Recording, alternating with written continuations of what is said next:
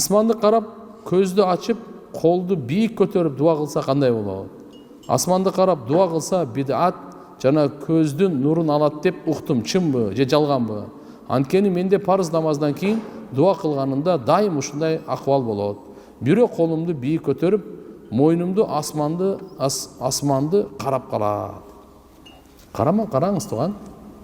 Хадис көздің нұрын тартып алат дегени намаздын içinde асманды карабагыла дейт. Намаз окутасыз, анан карабаңыз бияка.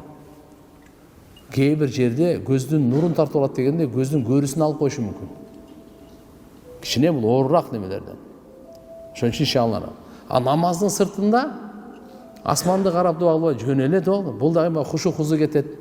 Анан кийин асманды караганыңызда жараткан асмандай эле экен деген ой келип туура эмес түшүнүккө кетип калбасын. Ошон үчүн жөн эле кыбланы караңыз, колуңуз менен көтөрүп дуа кылыңыз. Алла Таала тараптан таза зат.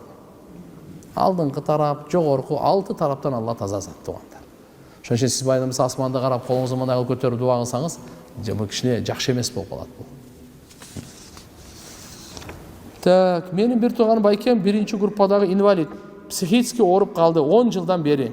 Өзү 85-жылкы. Азыркы убакта Куран окуйм деп, дараты жок Куран китепти кармап, эртеден кечке жатат. Жаман колу менен кармап, бизди укпай китепти кордоп атат. Куран китепти өзү сатып алды эле 10 жыл мурун. Эми биз эмне кылсак болот? Дарат алдыртып койгула, таямым кылдыртып койгула. Кармай берсин. Мухаббаты бар экен.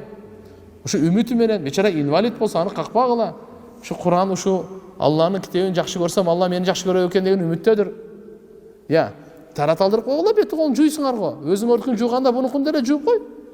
Мына колун берге чейин путун башына мас тартып өтө берет. Эгер дарат алганга да мүмкүнчүлүк болсо, таямым кылдырып койгула, Куранды карап. Инвалид да алчы. Куран окуп койду союп, сөөгүн мазарга көмүш керек деген шариятта бар. Жок мындай. Сөөгүн иттерге бергиле, алардын да ырыскысы бар. Мазарга алып барып көмдө, мазарга ал жерде ол койдун сөөгүн толтуруп агыла.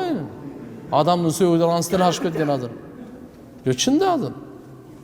Куран окуш. Ушундай немелер бар да, ушундай акыт атканда. Туура эмес андай кылбаган. Куран окуп соом багыштай бериңиз. Койду союп жей бериңиз. Сөөгүктөрүн итке бере бериңиз. Assalomu alaykum ustoz, men qaza namoz жана каза орозолорумду баштадым. Бирок казаларымды бүтүрбөй туруп, өлүп калсам, калган казаларым эмне болот? Алла өмүрүңүзгө береке берсин. Бул жакшы пикир мындайчы. Эртерээк каза орозосун, каза намазын ушу пикир менен баштаганычы. Кудай кааласа, ушуну окуп, вдруг мисалы ажал келип калган болсочу, иншалла Алла Таала мээримдүү, ниетиңизде бардыгын окуп берем, бардыгын кармап берем дедиңиз эле, Алла Таала кыямат күнү бардыгын окуп берди, бардыгын кармап берди деп кетирип берет туган. Иншалла. Ошон үчүн башташ керек. Assalomu alaykum, men 50 жаштамын. Биздин жаш кезибизде Рамазан айында Рамазанда Арапа күнү орозону түшкө чейин тутуп, түштөн кийин ачып салат элек. Ушундай кылсак сооп болот дешет эле. Суро, эми мен ушуну күнөө экенин билбей ачканым үчүн 60 күн орозо кармап береминби? 50 жаштамын. Жок. Мындай караңыздар. Рамазан Арапа деп бизде көбүнчө урп адатыбызда Рамазандан 1 күнкү мурдагын айтып калган да. Арапа кылабыз деп калат эле. Өзү Арапа деп Курбан айттан 1 күн мурдагыны Арапа дейт. Ороза айттан 1 күн мурдагыны аны Арапа дебейт бизде. Курбан айттан 1 күндө. Эгерде ошо ороза Рамазан айдын ичиндеги ороза айттан 1 күн мурда ушундай кылган болсоңуз, сиз аны билбей кылып аткансыз. Ошон үчүн 60 күн ороза кармап бербейсиз сиз. Буга сизге туура эмес түшүндүрүп бергендин себебинен болгон 1 күн каза кармап бересиз. Кызымдын кулагына 2-нчи ирет азан чакырса болобу? Эмне үчүн?